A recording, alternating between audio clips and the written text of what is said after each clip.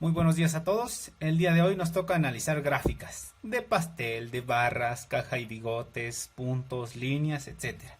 Vamos a identificar para qué nos sirve, cuál es la ventaja de utilizar uno, cuál es la ventaja de utilizar a otro, etcétera. Entonces aquí en pantalla tenemos algunas palabras.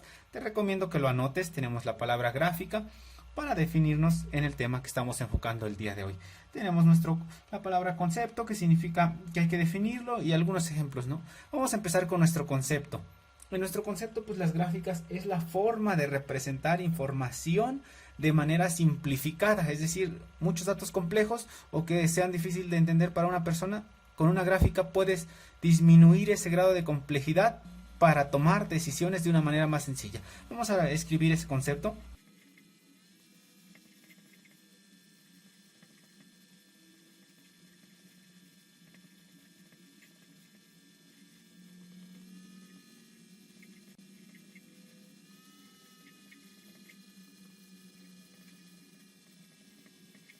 Y tal cual como lo habíamos mencionado, es una manera de representar información simplificada para tomar decisiones. ¿Decisiones de qué? Imagínate que estás evaluando el Estado, que decíamos que el Estado es una delimitación política por parte gubernamental. Imagínate el Estado de México, el Estado de Hidalgo, etcétera.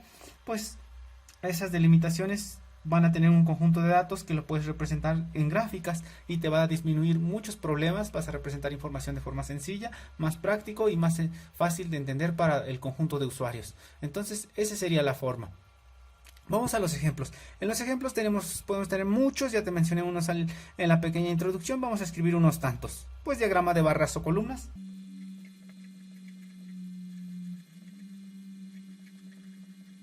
Podemos tener diagramas de sectores.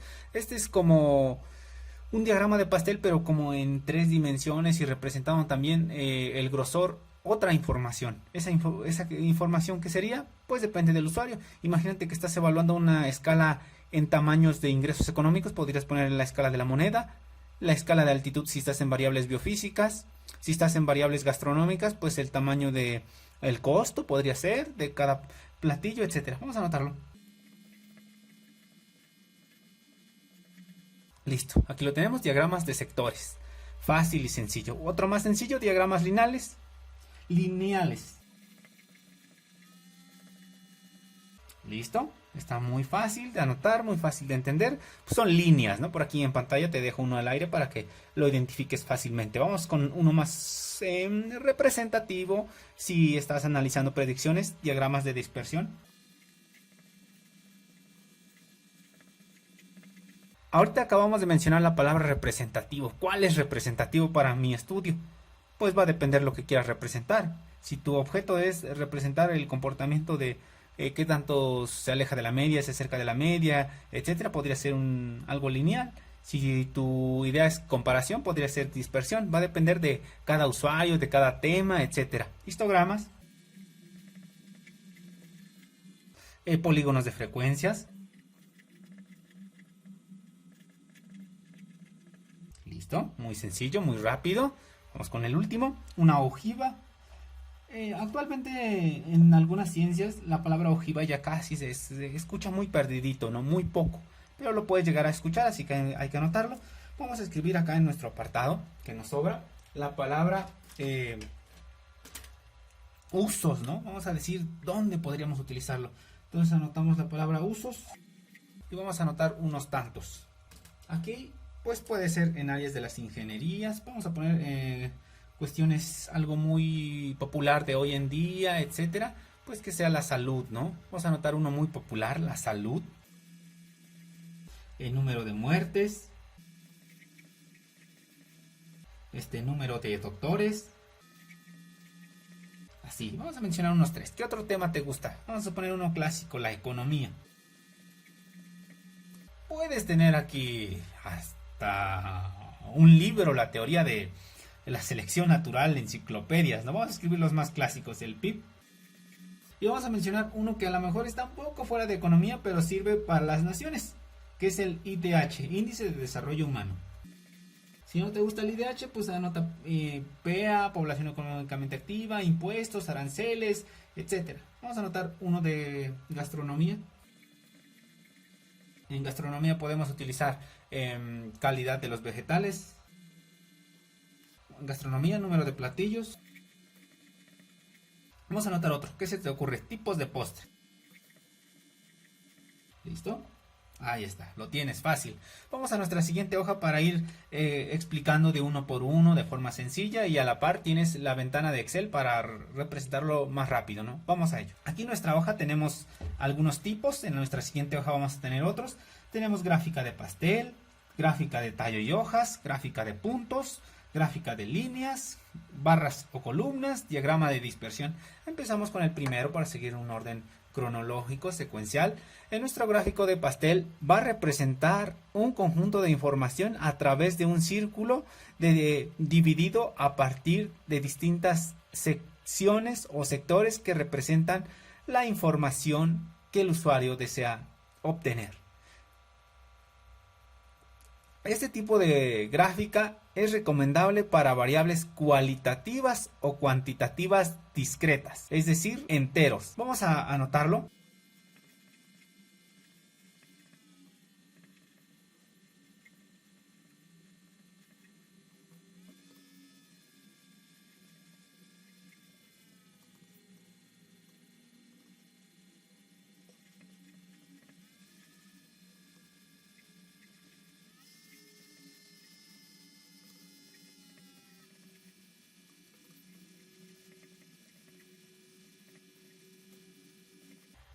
Listo, aquí lo hemos anotado, ¿no?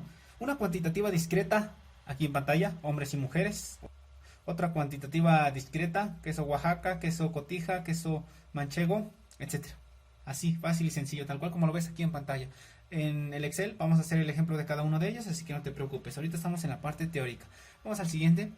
En nuestro siguiente vamos a tener nuestros tallos y hojas. Sin embargo, aquí en pastel puedes encontrar otro tipo, que por aquí en pantalla te lo pongo, que ese es el de sectores. Este tipo de gráfica de sectores es lo mismo, solamente que tiene la función como en 3 dimensiones. Además de ellos, vas a tener anillos o coronas que representan un tamaño. Ese tamaño va a ser en función de la cantidad que quieras representar. Y estamos hablando, por ejemplo, graficar lenguas indígenas. Tú haces tus gráficas de lenguas indígenas, pero a la par ese anillo representa la cantidad de personas, así como lo ves en pantalla. Vamos al siguiente, con nuestro tallo y hojas. En nuestro tallo y hojas va a representar información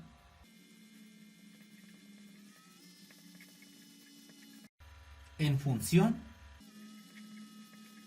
del incremento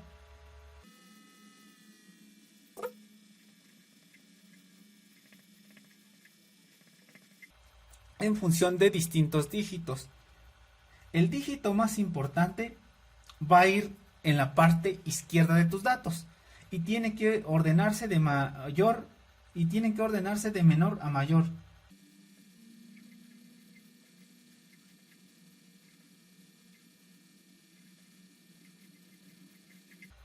Como seguramente este lo has escuchado muy pocas veces, vamos a platicar un ejemplo, ¿no? Imagínate que, como este seguramente lo has escuchado muy pocas veces, vamos a hacer un ejemplo aquí en pantalla rápido. Imagínate que tenemos estos datos, algunos muy pequeños, otros más grandes. Separamos el primer dígito más importante, que equivale a decenas, y posteriormente empezamos a contar cuántos datos se repiten en función de decenas, de 10, de decenas, de 20, de 30, de 40. Hacemos el conteo y así quedaría nuestra gráfica. Fácil y sencillo. Se repiten los 5, los 6, los 7, etc. Vamos con nuestra gráfica de puntos, más sencillo. En nuestra gráfica de puntos va a consistir en colocar en cada punto cada vez que se repite un valor. Imagínate que tú tienes muchos valores con unos, 3 con 2, muchos de 3, muchos de 4, muchos de 5, muchos de 6. Pues simplemente vas anotando cada vez que se repita el valor, anotas un puntito. Otro valor que se repita, lo anotas. Entonces vamos a escribir nuestro concepto.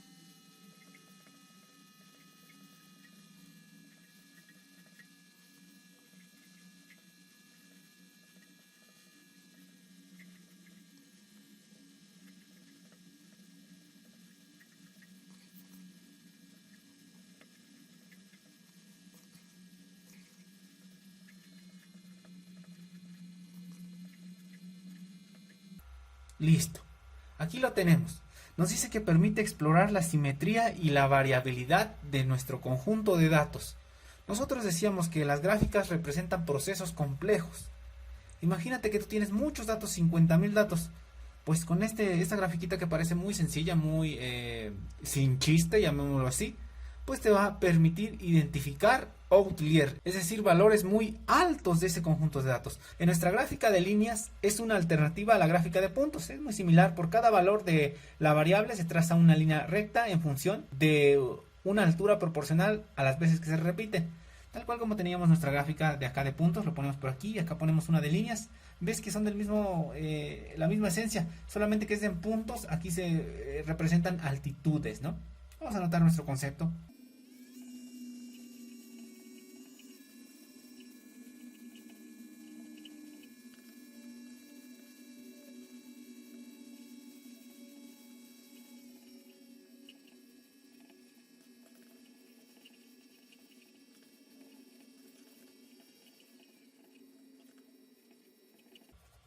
Listo, ya lo tenemos anotado. Nos dice que se traza una línea vertical de altura proporcional a la frecuencia absoluta. ¿Frecuencia absoluta de qué?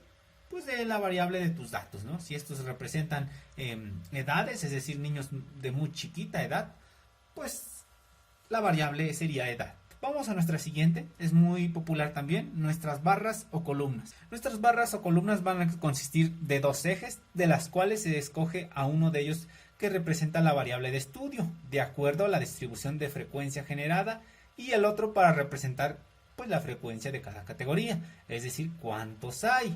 Es decir, puedes tener en forma vertical o puedes tenerlo en forma horizontal. Aquí en pantalla tienes dos, tienes uno de edad de los jóvenes que le agradan las caricaturas, muy chicos, ves de 1, de 2 edades, de 5. Tienes otro ejemplo que son con otros datos, de momento no nos dice aquí en pantalla de qué son, pero tú ves que la orientación tiene una esencia diferente. Vamos a anotar ese concepto.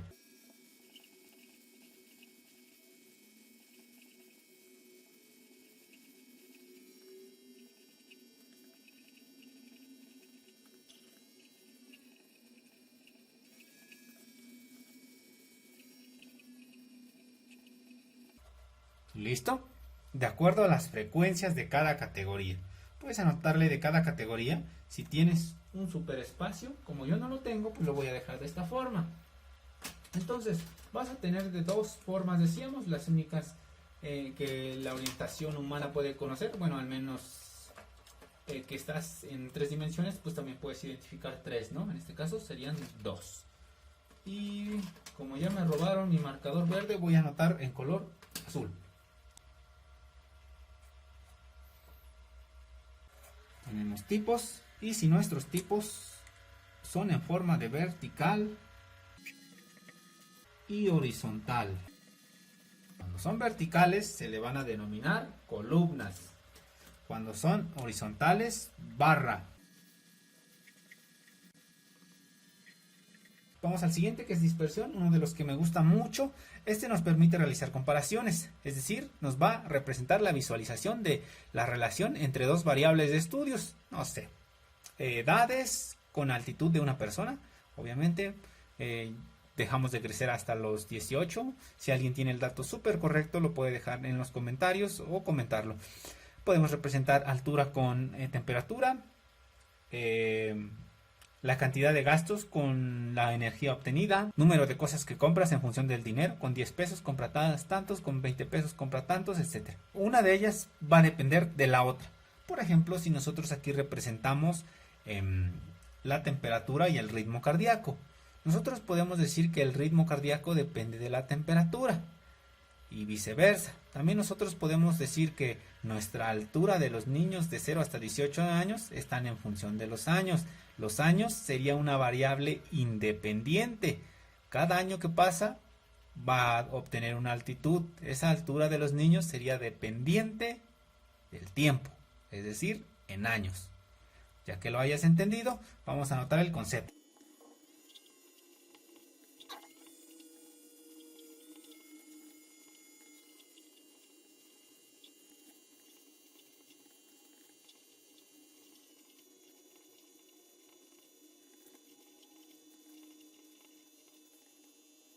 Listo.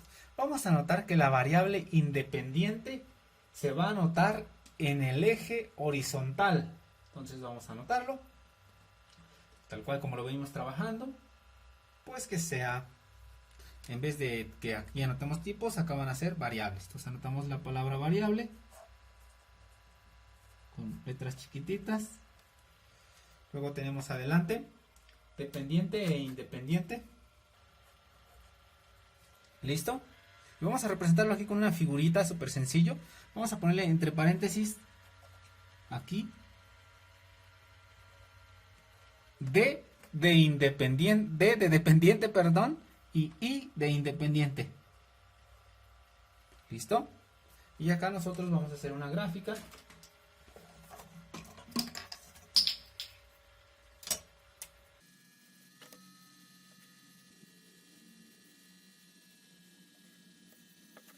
Listo, tenemos dos ejes. Y pues simplemente es anotar dónde va cada uno. En este apartado tú vas a tener la independiente en forma horizontal. Entonces aquí tendrías la I y acá tendrías la dependiente en forma vertical. La D, listo. Entonces así representarías tus datos. Si quieres lo anotamos entre paréntesis para que te quede súper completo tus apuntes. Eso sería en función de nuestras primeras 6 gráficas. Vamos a la siguiente hoja para continuar. Vamos a continuar con nuestra siguiente hoja. Aquí nos toca ver histogramas, polígono de frecuencias y ojivas. Entonces vamos a empezar con nuestro histograma. Nuestro histograma está en función de la frecuencia y está compuesto por una sucesión de rectángulos adyacentes, cada uno de los cuales representa a una categoría, es decir, una frecuencia, con la condición de que el área de cada uno de ellos es igual o proporcional a la frecuencia de la categoría que representa. Y para distinguirlo al de nuestras barras y nuestras columnas, es que aquí no van separados, van juntitos, entonces hay que anotarlo.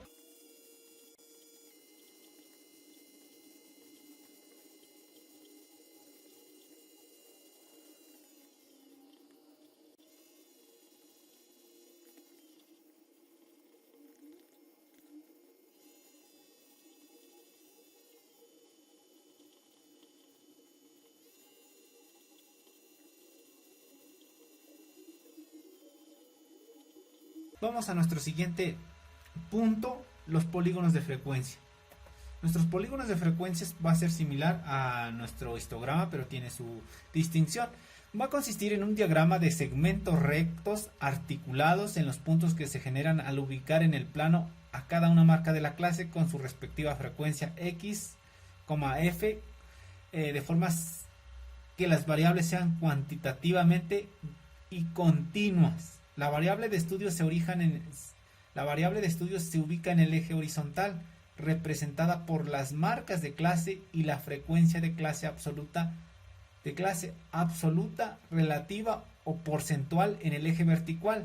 La principal característica de los polígonos de frecuencia es que el área que se encuentra bajo ellos y el eje horizontal es igual o proporcional al total de las observaciones en el estudio. Tal cual como viste la simulación ahorita en pantalla. Anotamos el concepto un poco más resumido.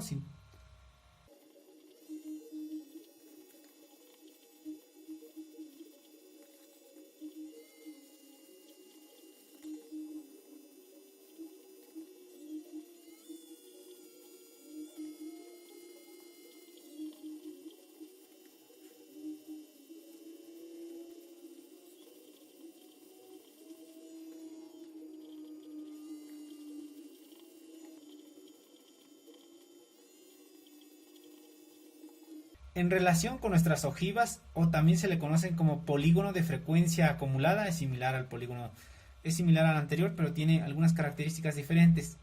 Va a constituir un gráfico de tipo lineal que forma una línea poligonal abierta, es decir, de forma cuantitativa continua. Está representado por los segmentos rectos que se unen secuencialmente en los puntos que se generan. Al relacionar los límites inferior o superior de cada categoría con las respectivas frecuencias acumuladas, menor que o mayor que. Entonces anotamos el concepto y posteriormente los ejemplos en Excel.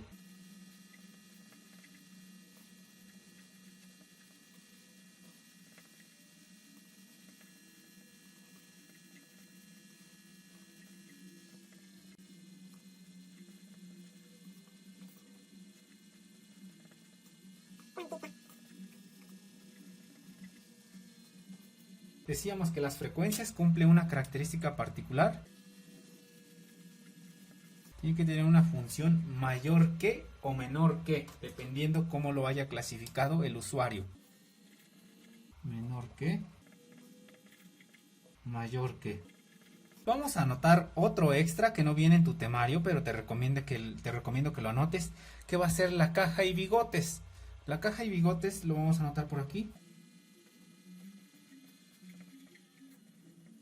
La caja y bigotes representa información muy importante de cómo se distribuyen nuestros datos. Inclusive se podría decir que es mejor que todas las anteriores. Entonces vamos a ponerle que representa información del comportamiento de nuestros datos en función de cuartiles, la media, bueno, vamos a ponerle aquí tal cual, en función de la, y vamos a anotar por primera vez símbolos estadísticos de la media. Vamos a suponer que es una media muestral del cuartil 1, vamos a ponerle con Q1, del cuartil 3, que sería el 75% de nuestros datos, nuestro valor máximo, vamos a ponerle B con M, valor máximo, nuestro valor mínimo, listo. Estos son nuestros 5 elementos esenciales para caja y bigotes, que también lo vamos a estar haciendo allí en Excel. Para que lo tengas en cuenta, vamos a tener la media, cuartil 1, 3, valor máximo y mínimo. Nos vemos en la parte 2 con los ejemplos en Excel.